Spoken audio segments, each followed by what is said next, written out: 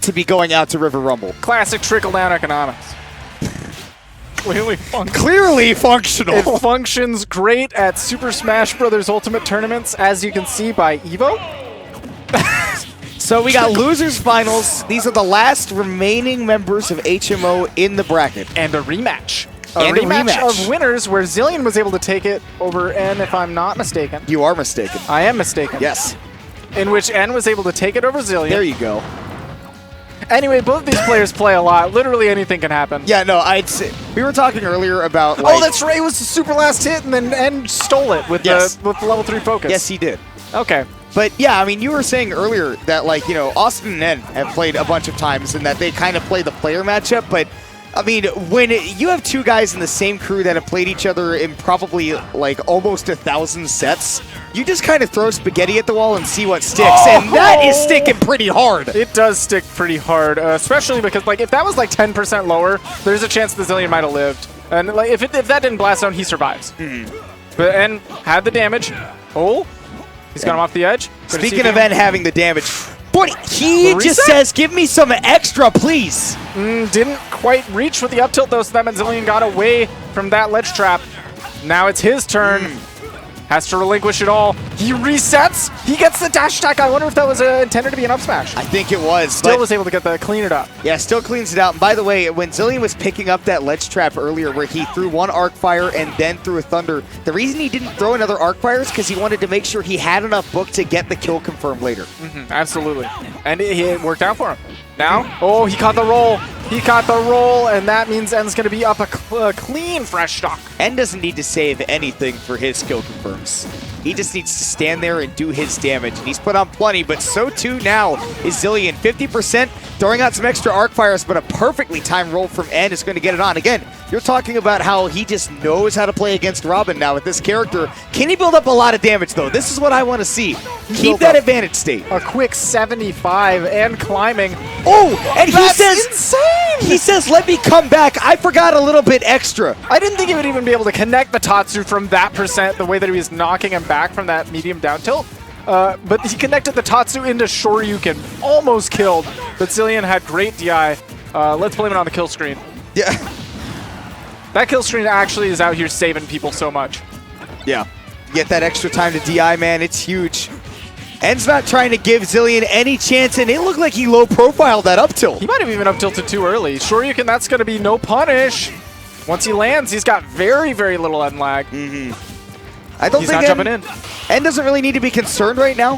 He's definitely up by a lot, and all he needs is for one of these jump reads to connect. Again, throw spaghetti at the wall and see if it sticks.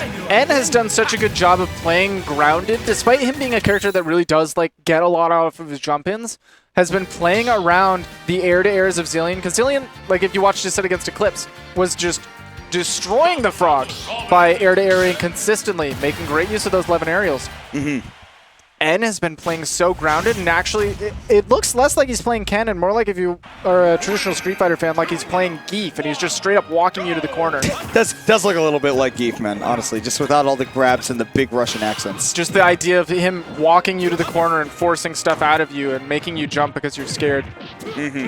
Somehow they found a way to make Ken embody like almost every Street Fighter character except for like Abigail. He's just got them fundies. It's cool. Yeah. Lots of fundies, lots of confirms.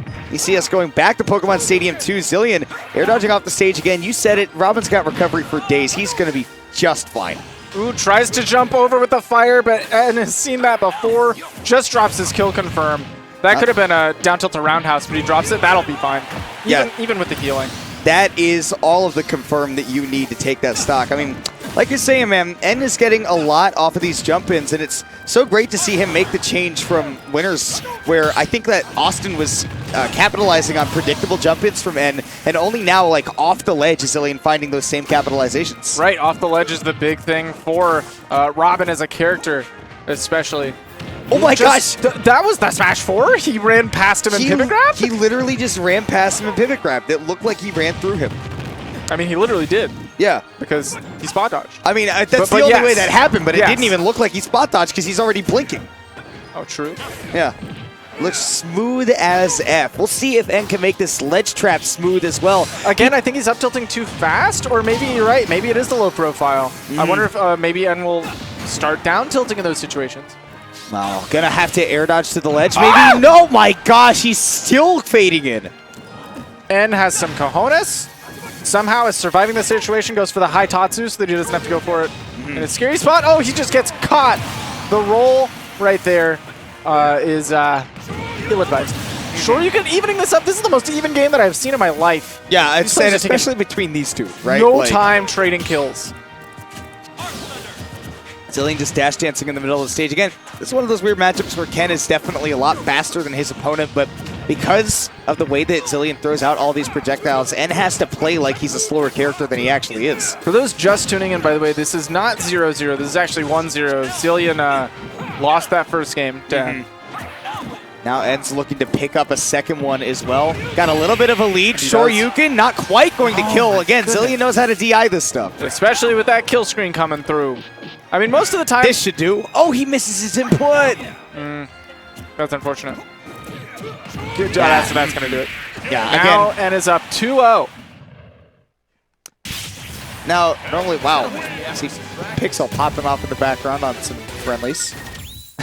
Okay, I wasn't sure who popped off, and I was like, who's left in the tournament? Wait, I can't even tell who they're playing. Yeah, no, like there's literally no other matches left in the tournament.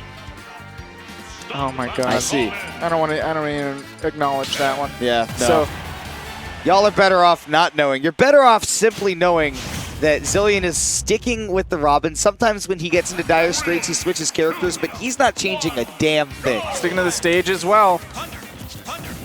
And honestly, if he's planning on switching up his game plan entirely with the character, then I think that, I think that that's a good idea, to try to figure out what it is that you can change about your game plan. Try something new. Yeah, I mean, this is the best way to test your adaptations, is going back to the same stage and seeing what actually changed in your play and not what changed in the layout. That was such a sick edge guard. Already, unfortunately, he reeled back a little bit early. I think if he stayed off stage or recognized the situation of N having no jump, he might have been able to go deep and cover that Tatsu. Possibly. Maybe it would have been an overextension. It's quite possible. I like that Xillion definitely has a super, super different gameplay going into this game 3, where he's just like super aggressively getting blast zoned by that down air, though. Ken is nuts. He was at like 60? Yeah. All that rage, man. That's nuts. I gotta tell you, man, sweet spot down air with all that rage is crazy. That just broke the shield, bro. Speaking of being crazy, Xillion's like, all right, let me pick up this quick stock, though, but that's what happens when you play aggressively. You throw a lot of quick projectiles, use a lot of the 11th sword, try to shred that shield, and then do the damage that you can. Nice down throw at Roundhouse at low percents is a good starter. Look at the damage that Ken's piling on. And tried to read a jump there, too. Thought that maybe Xillion would try to resort to that to retreat, but he stood fast, held his ground, reset to neutral, and now he's got that chance to build on that damage with all of his resources available. All right, everything you get off of the crescent kick, Oy! Unless it's like crescent kick, I've smashed a lot of the time, it's a read. I really thought that he had the confirm there. Does get one. Only able to go for the forwarder, though, so he's not going to be able to blast zone N just yet. Xillion playing around N's defensive just recovery resources really well. Xillion burned both of his arc fires, not being able to land them right on the ledge, and now N's going to take advantage. That was spaghetti from the left side of the stage to the right, but eventually somebody picked up that kill confirm. That's going to be back throw. Not going to kill yet, but it's set up a ledge trap, and this is where Robin shines. But N plays around it so well. He tried to run all the way across the stage. I guarantee you a pivot grab was the next thing on his mind. Yeah, and as you say it, yeah, it's definitely what he wants, because that can help you mix up the DI on your opponent when you throw them. Maybe you get that early kill. That was a mix-up right there. The jab covered because it looked like he was going for a grab, right? He wants that back throw, obviously. So in spot dodge, almost got the kill off the top of that quick wind jab. What did N trade with right there? He's just mashing that down tilt, and Xillion somehow got something out. Unclear. Maybe a jab. Ooh. N says, get off me. He's still trying to maintain it so aggressively. N is trying to maintain the stage control. He doesn't want to give Xillion the chance to space himself correctly. He wants to force mistakes out of him. Xillion slowly regaining his resources. That's why you see N just dashing through the stage, trying to push Xillion in the corner, like you said, Zangief style, just walking back to the ledge. N is slowly, I mean, he's shielding like all of these Arc Thunders. That's putting him in really bad spots. Xillion's just picking great spots to pull them. I mean, you gotta not shield those, right? Like, you gotta Either parry it or jump out of the way. Just don't block it. Yeah. Don't get hit either, but like, don't block it. And now because of all of these Arc Thunders, he threw it the wrong way. That's so unfortunate.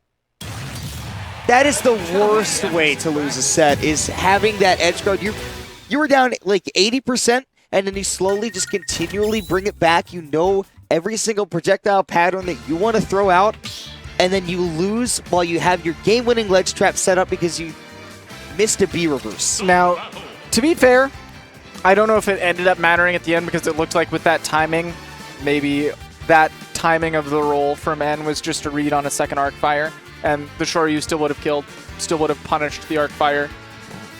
But possibly, yeah. That could have been late reaction on N saying, oh shoot, he arc fired the wrong way.